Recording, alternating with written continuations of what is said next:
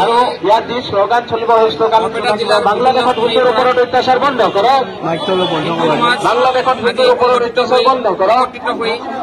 অলপ শাৰীটো আগুৱাই দিয়ক, অলপ শাৰীটো আগুৱাই দিয়ক। ইয়াত অলপ তিনিটা শাৰী হৈ গৈছে, অলপ শাৰীটো আগুৱাই থাকক।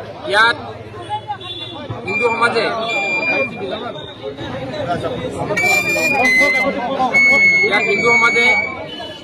বাংলাদেশত হৈ থকা হিন্দুৰ ওপৰত হৈ থকা অত্যাচাৰ আৰু স্বামী চিন্ময় কৃষ্ণ স্বামী তেখেতৰ যি অনুচিতভাৱে তেখেতক গ্ৰেপ্তাৰ কৰা হৈছে তাৰ মুক্তিৰ বিনিময়ত মুক্তিৰ কাৰণে আজি আমাৰ সমবেত ৰাইজে ইয়াত প্ৰতিবাদ জনাইছে।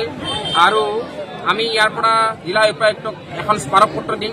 তাৰ যোগেৰে আমি ভাৰতৰ মাননীয় প্ৰধানমন্ত্ৰী মহোদয়ক আমি অনুৰোধ কৰিম যে বাংলাদেশৰ হিন্দুসকলৰ সুৰক্ষা সুনিশ্চিত কৰক আৰু তেওঁলোকৰ নিৰাপত্তা সুনিশ্চিত কৰক আৰু লগতে স্বামী চিন্ময় কৃষ্ণ দাস দেৱক যাতে বিনা চৰ্তে মুক্তি দিয়ে তাৰ কাৰণে তেখেতে উচিত পদক্ষেপ গ্ৰহণ কৰে।